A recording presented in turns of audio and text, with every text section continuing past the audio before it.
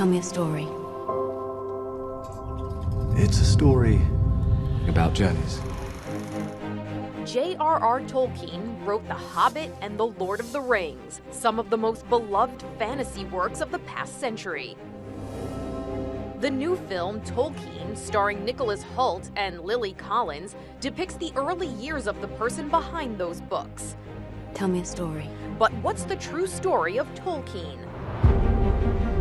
Tolkien!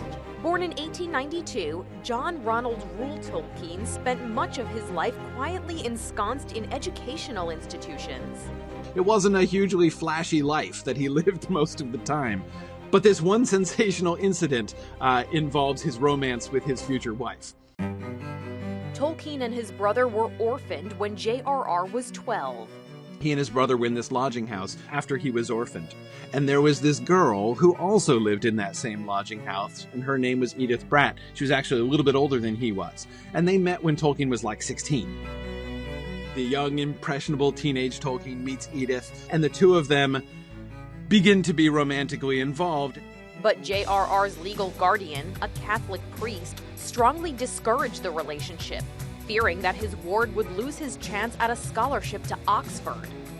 The ban lasted till J.R.R. was 21.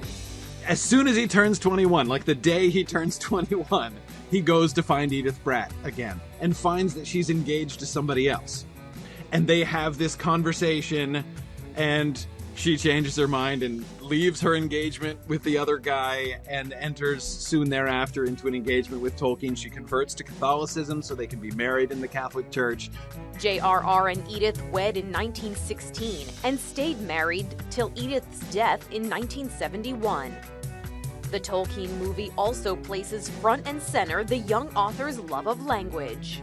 Since childhood, I have been fascinated with language. I've invented my own. You invented an entire language? Yes. I made stories. Legends. He creates a fake language and then invents how that language grows and changes over time and how it splits and into different branches and complex things. And the stories, which eventually are the seeds of The Lord of the Rings itself, grew out of the way that his invented language develops. The way you follow the rhythms of language. I have to tell you, Mr. Tolkien, I've never come across anything like it. The one other thing that's really important to mention about Tolkien's early life is his friendships. When he was at school, he was part of this very close group of friends. We should form a club, a brotherhood. There were a bunch of them. He had a fairly significant network of friends, but there were three others. There were four of them. They invented a name for themselves. They called themselves the TCBS because they used to have tea together in this store called Barrow's Store. So they gave themselves the ostentatious name, the Tea Club and Barovian Society, which is this sort of a deliberately grandiose description of like them getting together to like have tea and talk about art and philosophy. Tolkien and his pals were full of youthful idealism. They were all poets and painters and musicians and were very convinced that the four of them together were going to make a difference in the world. Change the world through the power of art. Music, poetry. And what about Tolkien? I want to write something. That story, of course, has an almost entirely tragic end in that World War I then breaks out soon after they've graduated from school, and all four of them went to serve in World War I. War! England's at war! 700,000 English soldiers were killed during the war, and the members of the TCBS did not escape. Half of them died within just a few weeks of each other in France. He lost two of his three closest friends within a very short time, and then himself got trench fever. He was at the Somme, the Battle of the Somme in World War I. Tolkien was demobilized in 1920, but the deaths of his parents and his friends shaped him and the stories he told.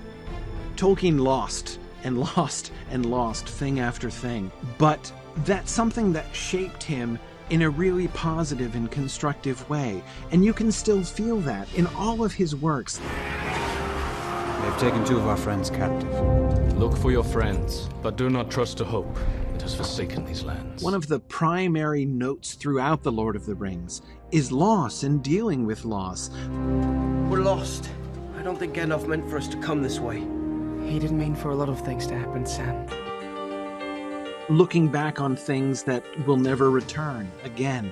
And you can see how, rather than becoming bitter, rather than giving into despair, Tolkien took his losses and it formed a longing in him and a wisdom in him that really enabled him in some amazing ways to say the things that he said and do the things that he did and write the things that he wrote. It's an alliance. An invincible alliance. A fellowship. From the perspective of history, right, looking back, you say he did his friends proud. He did accomplish something, and it was something amazing. This is InsideEdition.com.